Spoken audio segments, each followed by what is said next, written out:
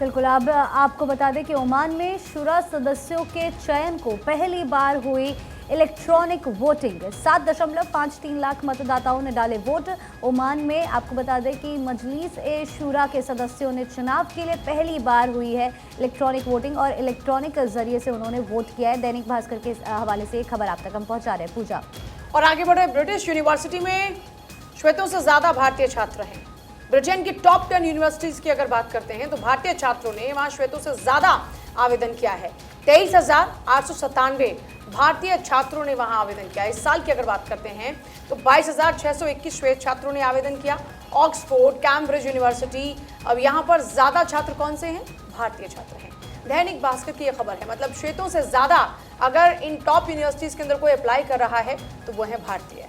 और चलिए अब हम बात करेंगे उस खबर की जो कि लगातार न्यूज़पेपर में सुर्खियां बनी हुई है कई दिनों से, मराठा आरक्षण की। मराठा आरक्षण की मांग को लेकर महाराष्ट्र में बवाल देखने को मिल रहा है। शिंदे गुट के हिंगोली सांसद हेमंत पाटिल ने इस्तीफा दे दिया। इस बीच मराठा आरक्षण के समर्थन में ये पद छोड़ा गया है क्योंकि मराठा आरक्षण इस वक्त एक बड़ा मुद्दा बना हुआ है महाराष्ट्र में। महिमा, तमिलनाडु के सीएम ने विदेश मंत्री को पत्र लिखा है। एम.के. स्टालिन ने एस जयशंकर को पत्र लिखा। श्रीलंका में 37 भारतीय मछुआरों की रिहाई को लेकर पत्र लिखा गया है। देखिए, 5 मछली पकड़ने वाले नौकाओं की तत्काल रिहाई की मांग करते हुए सीएम स्टालिन फिलहाल यहाँ पर नजर आ रहे हैं और उन्होंने पत्र लिखा है डॉक्टर एस जयशंकर को, जो कि विदेश मंत्री। आगे बढ़ते हैं आयुषी। चलिए आपको बता दें कि महाराष्ट्र के डिप्टी सीएम अजित पवार को डेंगू हो गया है। अजित पवार को लेकर आपको बता दें अटकलों पर प्रफुल्ल पटेल ने ये जानकारी दी है। डिप्टी सीएम अजित पवार को डेंगू हुआ है। पूरी तरह से ठीक होने के बाद फिर से लोगों के बीच में वो आएंगे। लगातार डेंगू देखिए फिर से फैलता हुआ नजर आ रहा है। आम हो या खास, हर कोई इस बीमारी की चपेट में आता हुआ नजर आ रहा है। इससे ठीक पहले हमने भारतीय टीम के युवा बल्लेबाज शुभमन गिल को भी इसकी चपेट में आते हुए देखा था और अब ये आगे और बढ़ता जा रहा है। पूजा देखिए, बिल्कुल अगर अलग अलग राज्यों की बात करें तो डेंगू के मामले तेजी से आगे बढ़ते नजर आए। हालांकि सरकारें तैयारियां करके बैठी हुई थी, लेकिन उसके बावजूद भी हमेशा हम देखते हैं कि डेंगू के प्रकोप से लोग बच नहीं पाते। अब आगे बढ़ते हैं, बात बिहार के शिक्षकों की, क्योंकि उनको मिलेगा सरकारी आवास। बिहार के शिक्षकों को सरकारी आवास मिलेगा। पहली बार किसी राज्य में ऐसा होने जा रहा है, ऐसी व्यवस्था होने जा रही है। नीतीश सरकार शिक्षकों के लिए कई बड़े फैसले ले रही है। एचआरए के बदले सरकार मकान मालिक को भुगतान करेगी।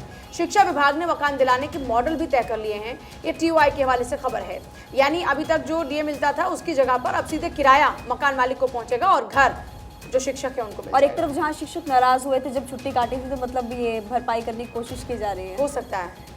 और चलिए अब आगे बढ़ेंगे और खबर आपको बताएंगे उत्तर प्रदेश से। महाकुंभ 2025 के लिए सरकार की तैयारियां तेज हो गई है। 66,000 से ज्यादा स्ट्रीट लाइटों से जगमग होगा मेला क्षेत्र। 2025 में बिजली पर लगभग 400 करोड़ खर्च करेगी सरकार। 2018-19 की अगर बात की जाए तो बिजली पर खर्च हुए थे तकरीबन 200 करोड़ रुपए और 2000 सोलर हाइब्रिड स्ट्रीट लाइटों का इंतजाम अब इस बार किया जाएगा। यानी कि देखिए, महाकुंभ को लेकर तैयारियां अब सरकार की तरफ से तेज हो चुकी है और उतना ही उत्साह लोगों में भी देखने को मिला है। दैनिक भास्कर में अगली कौन सी खबर है ये आपको बताते। दुनिया में डॉक्टर सबसे ज्यादा भरोसेमंद, ये एक सर्वे है।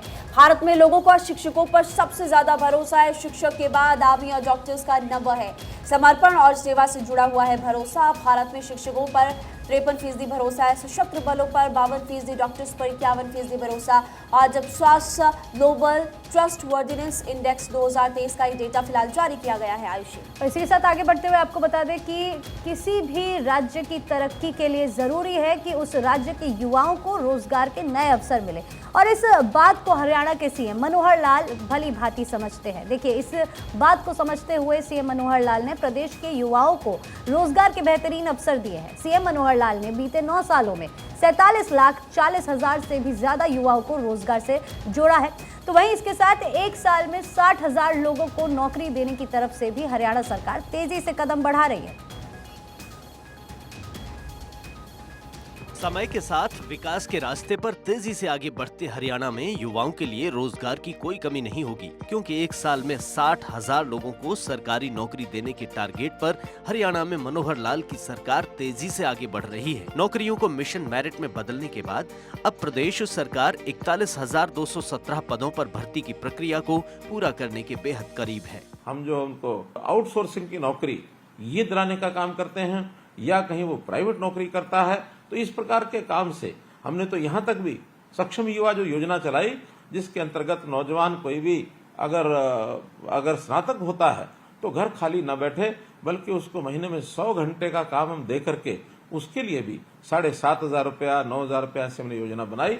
चंडीगढ़ में विशेष चर्चा कार्यक्रम के तहत मुख्यमंत्री मनोहर लाल ऑडियो कॉन्फ्रेंसिंग के जरिए जुड़े, जहां उन्होंने प्रदेश के 1 लाख रुपए से कम वार्षिक पारिवारिक आय वाले युवाओं से संवाद किया। इस बीच उन्होंने कहा कि राज्य सरकार ने युवाओं के स्वाभिमान की रक्षा के लिए सरकारी नौकरियों को मिशन मेरिट में बदला है और सरकार के इस मिशन की कामयाबी के बारे में आंकड़े खुद बताते हैं। पिछले 9 साल में युवाओं को योग्यता के आधार पर बिना खर्ची पर्ची के 1,10,000 से ज्यादा सरकारी नौकरियां देकर उनका मनोबल बढ़ाया गया है। इस साल 60,000 नौकरियां देने का लक्ष्य है, जिनसे 41,217 पदों पर भर्ती प्रक्रिया चल रही है। इसके अलावा पिछले 9 वर्षों में निजी क्षेत्र में भी रोजगार और स्वरोजगार के विभिन्न अवसर उपलब्ध करवाए हैं। परिणाम स्वरूप 47,40,000 से अधिक युवाओं को रोजगार मिला है। लेकिन राज्य सरकार का मिशन यहीं पर खत्म नहीं होता। आने वाले समय में हर युवा रोजगार से जुड़ा हो, यही मुख्यमंत्री मनोहर लाल का विजन है। जो इस प्रकार के टेक्नीशियन को तैयार कर सकते हैं, प्लम्बर तैयार कर सकते हैं, राजमिस्त्री, इलेक्ट्रीशियन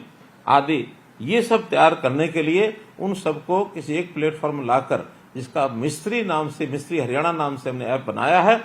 जो ऐसे काम सीखना चाहते हैं, मिस्त्री ऐप पर जाएंगे और मिस्त्री ऐप के माध्यम से उनकी हम कहीं सिखलाई ट्रेनिंग करा करके कौशल विश्वविद्यालय के माध्यम से सर्टिफिकेट दे करके, ताकि वो काम में उनको सुविधा हो सके, इस योजना को भी हमने चलाया है। सरकारें पहले भी आईं, रोजगार पहले भी दिए गए, लेकिन जिस पैमाने पर मनोहर सरकार ने युवाओं को रोजगार से जोड़ा है, उस पैमाने पर कभी काम नहीं हुआ। यही वजह है कि आज की हरियाणा सरकार युवाओं को रोजगार देने में पिछली सरकारों से कहीं ज्यादा आगे निकल गई है। साल दर साल के आंकड़े भी यही बताते हैं कि 1999 से 2005 तक हरियाणा लोक सेवा आयोग और हरियाणा कर्मचारी चयन आयोग की ओर से 15,125 भर्तियां की गयी। 2005 से 2014 तक 86,067 भर्तियां हुई थीं, जबकि वर्तमान राज्य सरकार के कार्यकाल के दौरान 2014 से 2023 तक कुल 1,14,210 भर्तियां की गई हैं।